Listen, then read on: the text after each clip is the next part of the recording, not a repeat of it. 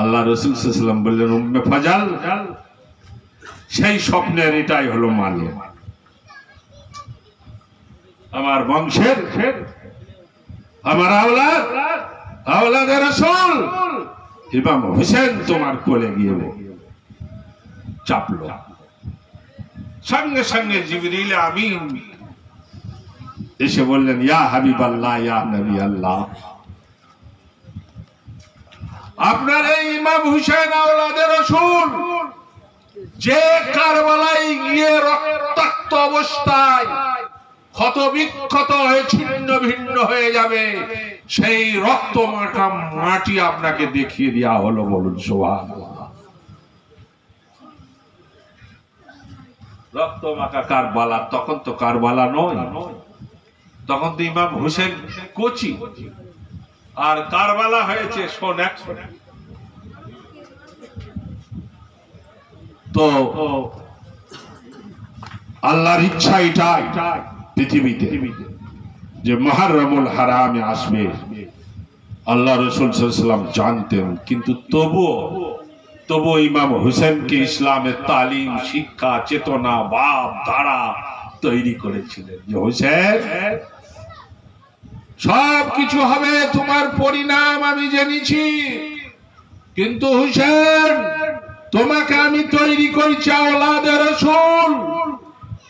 আমার চলে যাওয়ার পর আমার এই দিন, মহামান্য সম্মানিত ইসলামের চেতনা, ইসলামের পতাকা, ইসলামের রাস্তা, আমার তরিকা এবং দিন ইসলামের ভাবনা তোমার কাছে যেন জীবনের থেকেও শ্রেষ্ঠ মূল্যবান হয়, সেই মূল্যবোধ নিয়ে আল্লাহ রাসূল হযরত ইমাম হোসেনকে বড় করেছিলেন। বড় সুবহানাল্লাহ। যে কথা আমাদের এই বাবাজি বলছে যে আমাদের ছেলেদের তৈরি করতে হবে, আমাদের পরিণাম কবর হোক সবারই। একদিন আমরা ছিলাম না, নাকি গো?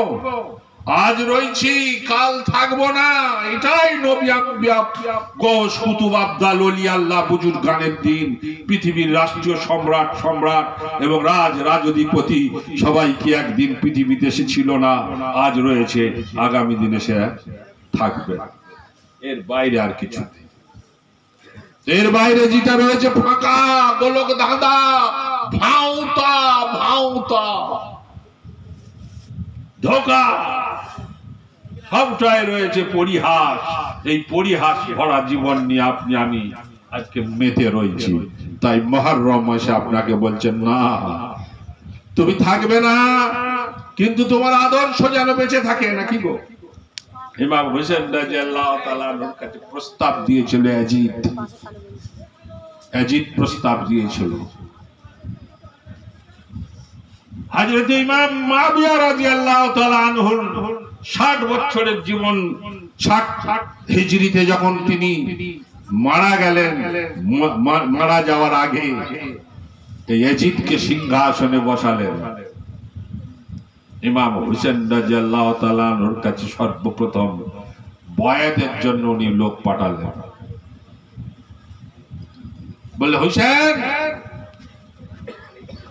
মক্কা এবং মদিনা এবং মক্কা, সারা আরবের ভূখণ্ডে কুরাইশদের শেষ প্রদীপ তুমি,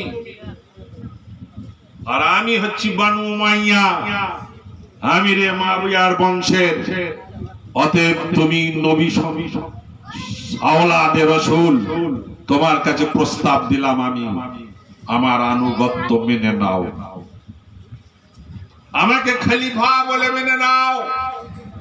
আমি হব এই সেই আপনার পর্তুগাল থেকে নিয়ে আফ্রিকা, আর আফ্রিকা থেকে নিয়ে এশিয়া, সারা পৃথিবীর ভূখণ্ডের ইসলাম জগতে আমি একমাত্র হলাম সম্রাট।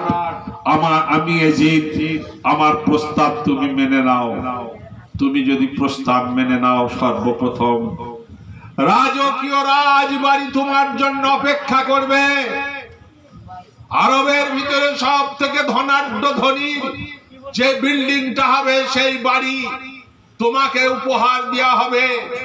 তোমার জীবনের পার্থিব জগতের সুখ শান্তি, ভোগ বিলাসিতা, রাজভোগ, রাজপ্রসাদ সবটাই তুমি পাবে। শুধু আমাকে